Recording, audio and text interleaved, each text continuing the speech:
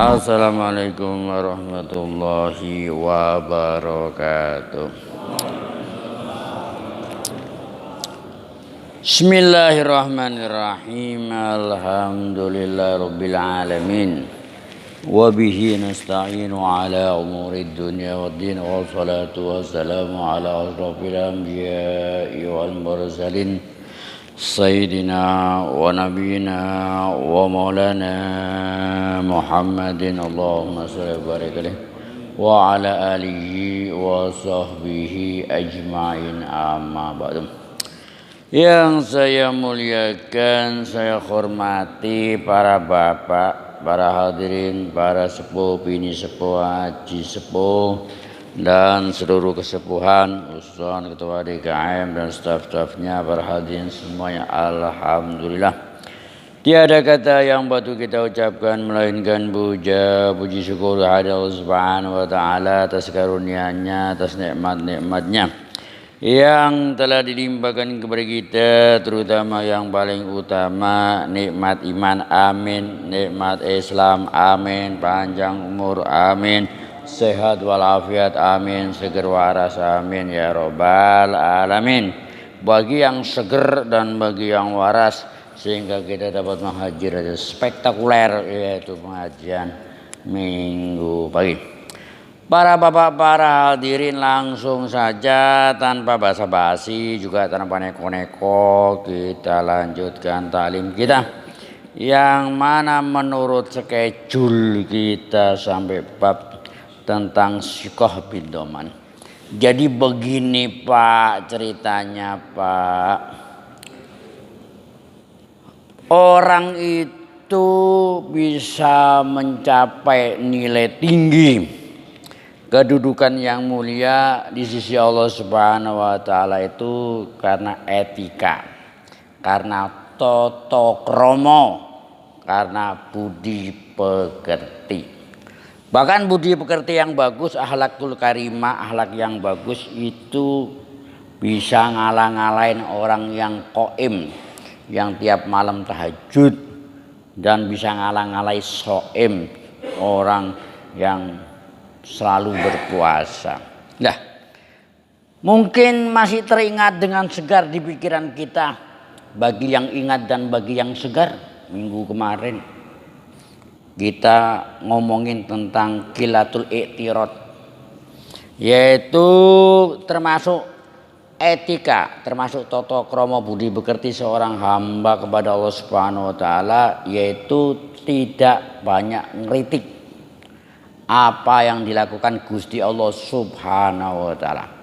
Termasuk kritikan yang sekarang terjadi itu mengatakan begini Pak, kenapa gempa kok terjadi di Cianjur, tidak terjadi di Jakarta atau di Bali? Begitu. Ini contoh hamba yang kemelinti dan kementus. Di mana letak kemelintinya, di mana letak kementusnya, seakan-akan Tuhan itu salah ngasih musibah di Cianjur. Kalau diukur-ukur, umpamanya musibah itu terjadi karena dosa-dosa manusia, ma asabaka mim musibatin fabima kasabat aidikum, niscaya dosa-dosa yang di Jakarta lebih banyak, dosa-dosa yang di Bali lebih banyak, ya kan? Jadi yang perlu kita bahas ini, kenapa kok gak terjadi di Jakarta, itu kalimat salah, itu kalimat kritikan. Ini hamba yang gak ngerti tata krama, seakan-akan Tuhan itu salah, seakan-akan ukur tadi apa nggak tepat sasaran ngasih musibah di Cianjur. Yang nggak tepat sasaran ini bukan BLT Pak, bukan BLT kompensasi BBM. Kalau BLT kompensasi BBM itu memang sering nggak tepat, bisa terjadi salah sasaran. Iya, bahkan banyak yang salah daripada yang benernya. Ini musibah ini dari Allah Ta'ala, tidak pernah kita yakinkan bahwasanya Tuhan tidak pernah iseng. Dan apa yang dilakukan itu tepat sasaran dan ada hikmah yang tersembunyi. Pak, saya mau tanya, kapan Bapak akan nyumbang? Seandainya Cianjur itu gak ada terjadi, apakah Bapak terus mau nyumbang? Orang. Kapan Bapak mau ngeluarin duit? Ini masalahnya. Ini dari segi kitanya tergerak hati untuk kapan saling mengasihi sesama muslim. Kalau nggak ada, terus bapak ujuk-ujuk, ayo kumpul dana ke Cianjur, dikirim ke sana. Kalau seandainya tidak terjadi gempa, ora iso, ora ada ceritanya, ora ada ceritanya. Ini hikmah dari kitanya.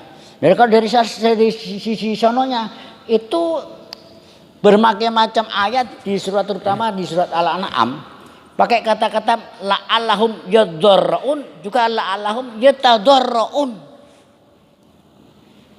Kalau kiranya nggak ada hikmah di balik musibah, kecuali orang itu sadar bahwa manusia itu lemah, itu sudah cukup. Wah, apalagi luar biasa di balik musibah itu.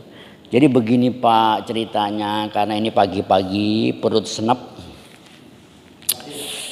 Terakhir ya, saya diingetin Pak Mas, saya sudah gak inget tuh, diingetin. Mandonna. Dalam kalimat kitab Hikam Ibn Athaillah dikatakan mandonna infika kalutfi inda qadrih fahuwa likusuri nadorihi. Artinya mandonna, barang siapa orang menyangka bahwasanya ketika terjadi musibah, terjadi bencana, malapetaka, itu kelembutan Tuhan hilang, lepas. Ketika Allah telah menentukan. Jadi jika dikatakan terus Bapak menuduh Tuhan itu kejam, kenapa kok dikasih ya segala macam, itu bukan hanya gempa bumi susulan plus banjir plus puting beliung entek-entekan tuh Pak. Nah, lah ketika orang menyangka Tuhan itu sudah lepas kelembutan, sudah gak sayang lagi, sudah gak welas asih lagi kepada hambanya, fahuwa likusuri nadorihi, pandangan hamba seorang itu picik. Padahal saya ulang lagi, Tuhan tidak pernah iseng dan semuanya itu ada hikmah di bawahnya. Ya, lah kadang-kadang hikmah inilah orang yang kagak ngerti itu ceritanya. Saya ulangi lagi, umpamanya tidak ada sesuatu kecuali hanya orang itu dengan kena musibah dia sadar akan kelemahan dirinya, ya kan? Itu sudah cukup, apalagi banyak Pak. Kapan orang Cianjur akan dapat beras banyak? Kapan? Ya ketika terjadi seperti ini. Kapan akan dapat bantuan mie ayam mie instan? Kapan? Selimut kapan? Ya ketika ini. Kalau itu nggak ada mie instan, nggak kesana, selimut nggak kesana, donasi nggak ke sana. Ini masih hikmah di balik itu Pak, ceritanya begitu. Bapak gak usah ngomong begini Pak, ini omong-omongan orang materialis. Ngomong bagaimana? Wah ini karena terjadi karena lempengan bumi bergerak. Lah saya tanya, lah lempengan bumi ini bergerak sendiri apa digerakkan? Itu aja. Kalau kita meyakini lempengan bumi itu gerak sendiri, kufur itu Pak hukumnya. Kenapa? Sama dengan menyatakan ada kekuatan dualisme. Ini kekuatan Allah Ta'ala, Gusti Allah, dan ini kekuatan bumi. Berarti lempengan bumi itu gak gerak sendiri, ada yang menggerakkan itu masalahnya. Jadi kalau ada ahli-ahli mengatakan ini lempengan bumi bergerak, Bapak tinggal tanya, itu bergerak sendiri, punya kekuatan sendiri dalam arti power independen, terlepas dari Gusti Allah Subhanahu wa taala, la haula wala quwata illa billah, apa memang ada yang gerakin? Nah, kalau dia jawab ada yang gerakin, berarti tinggal tanya siapa yang gerakin, kembali ujung-ujungnya la haula wala quwata illa billah. Nah, itu masalahnya Pak. Lah kita ya bersyukur gak dikasih gempa, apa ya belum. Alhamdulillah. Lah seandainya terjadi di Pondok Ijo bagaimana coba? Bapak gak sempat pengajian pagi seperti ini Pak. Kenapa? Masjidnya juga retak-retak paling sedikit tuh Pak. Setelah di argumen aransemen ini loh ornamen argumen ini Pak, setelah di ornamen seperti ini loh. Ini aja kayak mengingatkan kerajaan Romawi loh Pak. Iya, mengingatkan kita kerajaan Romawi zamannya Kaisar Heraklius kan begini ukir-ukirannya Pak, itu ceritanya. Saya kira Pak. Assalamualaikum warahmatullahi wabarakatuh.